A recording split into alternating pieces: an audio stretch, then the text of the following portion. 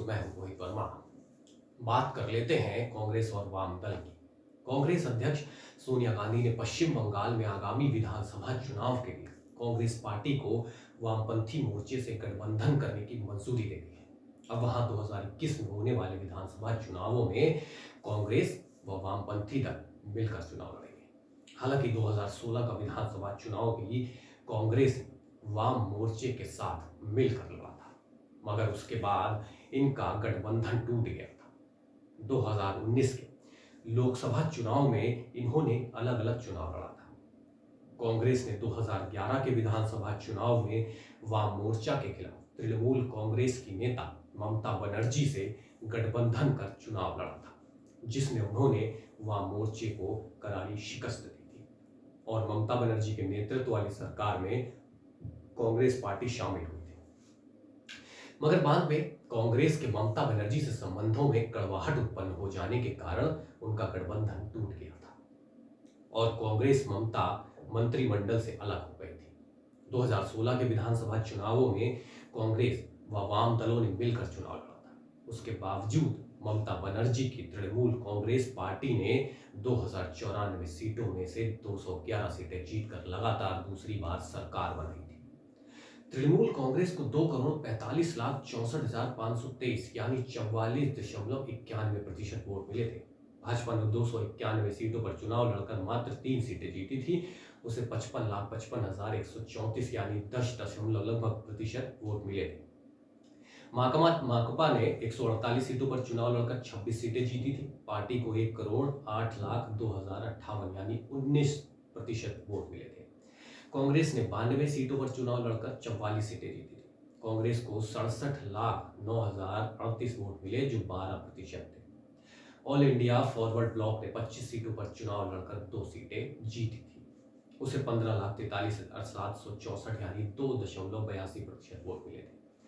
भारतीय communist party ने 11 सीटों पर चुनाव लड़कर 1 सीट जीती थी। उसे 7,91,925 यानी 1% वोट मिले थे। रिवॉल्यूशनरी सोशलिस्ट पार्टी ने 19 सीटों पर चुनाव लड़कर 3 सीटें जीती थी। उसे 9,11,004 वोट यानी 1.5% वोट मिले थे। इस तरह से देखें तो 2016 के विधानसभा चुनाव में कांग्रेस वाम मोर्चे के गठबंधन में सबसे अधिक फायदा कांग्रेस को ही हुआ था। कांग्रेस पार्टी ने मात्र 92 सीटों पर चुनाव लड़कर 44 सीटें जीती थी, जबकि वामपंथी दल 202 सीटों पर चुनाव लड़कर मात्र 32 सीटें ही जीत पाए थे। 44 सीटें जीतने के कारण कांग्रेस को विधानसभा में मुख्य विपक्षी दल का दर्जा भी मिला था। हालांकि बाद में कांग्रेस के बहुत से नेता पार्टी छोड़कर दूसरे दलों में शामिल हो गए थे। उसके बाद बंगाल में कांग्रेस की हालत बहुत खराब होती चली गई, जहां 2016 के विधानसभा चुनावों में पश्चिम बंगाल में कांग्रेस के 44 विधायक चुनाव जीते थे। उनकी संख्या घटकर अब मात्र 23 रह गई। वहीं भाजपा के मात्र 3 विधायक जीते थे, जिनकी संख्या बढ़कर 19 हो गई है। माकपा के भी 25 विधायक जीते थे, उनकी संख्या भी 19 रह गई है। पिछले 5 वर्षों के दौरान तृणमूल कांग्रेस में विपक्षी दलों के 8 विधायक और भाजपा में 16 विधायक शामिल हो चुके हैं। पिछले लोकसभा चुनाव में पश्चिम बंगाल में भाजपा ने लंबी छलांग लगाई और तृणमूल कांग्रेस के बाद सबसे बड़ी पार्टी बनकर उभरी थी। 2019 के लोकसभा चुनाव में पश्चिम बंगाल में ममता बनर्जी की तृणमूल कांग्रेस को 42 में से 22 लोकसभा सीटों पर जीत हासिल हुई थी। उसे 2,47,57,345 वोट मिले थे, जो कुल मतदान का 44 लगभग 45% थे। भाजपा को 18 लोकसभा सीटों पर जीत मिली थी, जबकि उसके पूर्व बंगाल में भाजपा के मात्र 2 सांसद थे। भाजपा को 2,30,28,517 वोट मिले थे, जो कुल मतदान का लगभग 41% था। पिछले लोकसभा चुनाव में तृणमूल कांग्रेस को भाजपा से मात्र 2.60% वोट ही अधिक मिले थे। कांग्रेस ने लोकसभा की मात्र 2 सीटें जीती थी। उसे 32,10,491 वोट मिले थे, जो कुल मतदान का लगभग 6% थे। पिछले लोकसभा चुनाव में बंगाल में माकपा सहित वाम मोर्चे का खाता भी नहीं खुला था। माकपा को 35,94,286 वोट मिले थे, जो कुल मतदान का 6.5% थे। पिछले लोकसभा चुनाव में कांग्रेस और वाम मोर्चा तो मुख्य मुकाबले से भी दूर रहे थे। असली मुकाबला तो तृणमूल कांग्रेस और भाजपा के बीच ही हुआ था।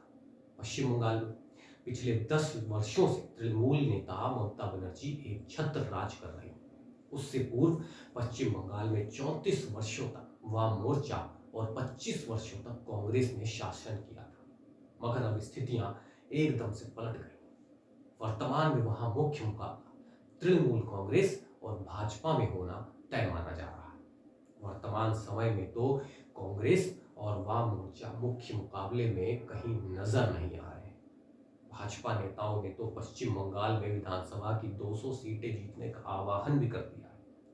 उसी श्रृंखला में पार्टी के राष्ट्रीय अध्यक्ष जेपी नड्डा, केंद्रीय गृह मंत्री अमित शाह सहित अनेकों वरिष्ठ नेता पश्चिम बंगाल पर पूरा फोकस किए हुए।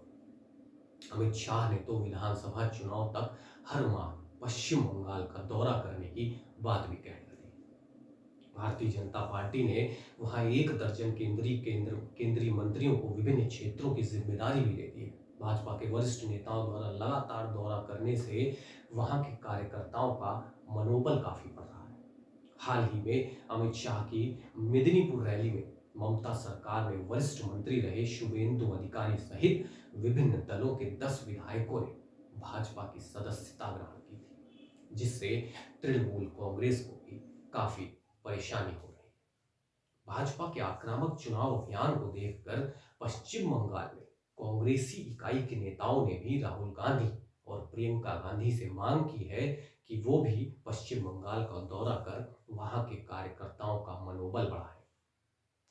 राहुल गांधी के बंगाल दौरे से कांग्रेस कार्यकर्ता सक्रिय होकर चुनाव अभियान में जुट सकेंगे। पश्चिम बंगाल में कांग्रेस का वाम मोर्चे से गठबंधन तो हो चुका है, मगर अभी सीटों पर फैसला नहीं हुआ है।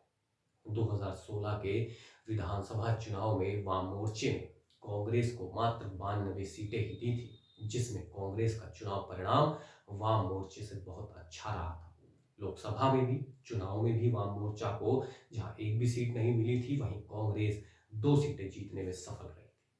ऐसे में इस बार कांग्रेस पहले से कहीं अधिक विधानसभा की सीटें मांग सकती है। वैसे भी 2011 से कांग्रेस विधानसभा में मुख्य विपक्षी दल बनी हुई है।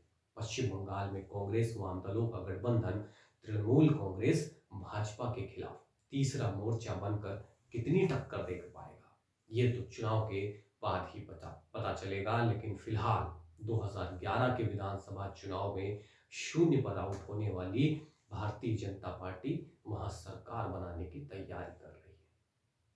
इस बात को ध्यान में रखते हुए संभवतः कांग्रेस पार्टी भी ऐसी रणनीति बनाएगी जिससे पश्चिम बंगाल में पिछले 44 वर्षों से उनकी सत्ता से बनी हुई दूरी समाप्त हो सके। अगर आपको ये वीडियो पसंद आए तो इसे लाइक करें और कमेंट करके हमें जरूर बताएं। नमस्कार।